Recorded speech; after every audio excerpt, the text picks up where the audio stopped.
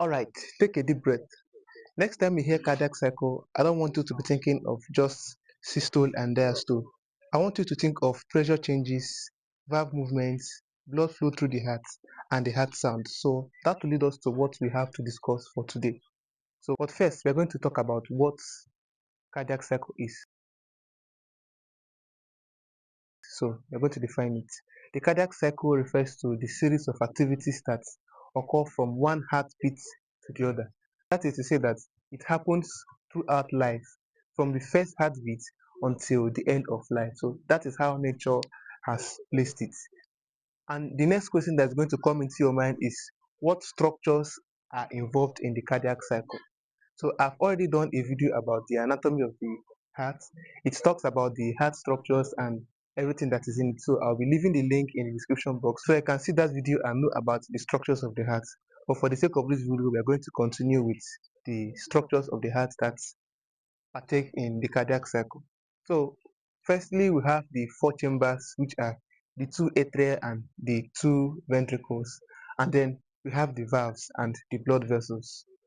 The valves we have there are the atrioventricular valves, and then we also have the pulmonary valves and the aortic valve. So the duty of this valve is to prevent the backward flow of blood as the heart pumps its blood through the body.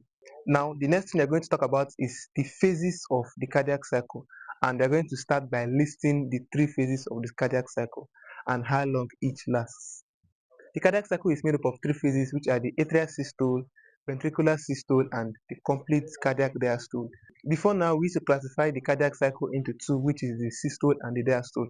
But to explain the complete cardiac cycle, we have to break down the systole into atrial and ventricular systole. So that's why in this case we are having three steps in the cardiac cycle. Let's go ahead and talk about the atrial systole. Now, during the atrial systole, the atria contracts, that's the two atrium. Both of them will contract and push blood into the ventricles. And during this atrial systole, the atrioventricular valve is always open. This allows the blood to flow from the atrium down to the ventricle, and this occurs for roughly 0.1 second. And it produces no sound. So during the atrial systole, you won't hear any sound in the heart. Now, let's go back to the second stage, which is the ventricular systole. The ventricular systole has to do with the contraction of the ventricle so that it can push blood to different parts of the circulation. If it is in the right side of the heart, the right ventricle pushes blood to the pulmonary um, artery, while in the left side of the heart, the left ventricle pushes blood to the aorta. So during this ventricular systole, the atrioventricular valves will shut down, so it's going to close. So that abrupt closing of the atrioventricular valves is what is going to produce the first heart sound, that is the lob sound. That we have accepted that the ventricular systole has to do with contraction of the ventricle, and it is the phase of the cardiac cycle that produces the first heart sound. Now let's go over to the complete cardiac diastole. And before now, you already know that diastole has to do with the resting of the heart. So this is the resting phase of the heart. And at this point, all the four chambers of the heart are relaxed.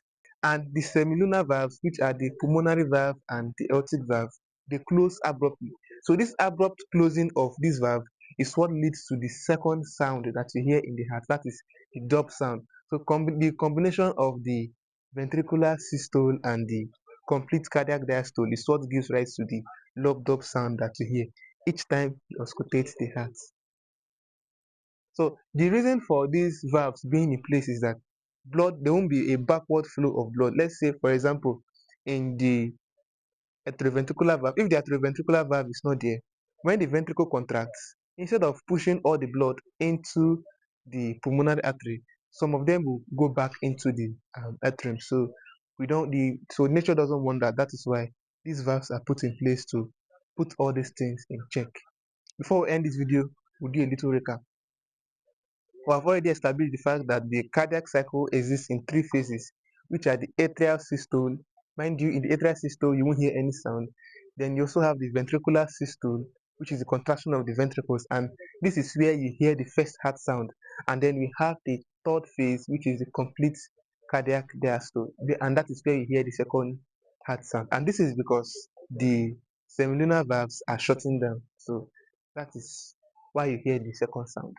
That will be all for now. So if you have any topic you want me to talk about, do well, let me know in the comment section. And if you have any questions, still put them in the comment section. And I'll see you on the next one. Thank you.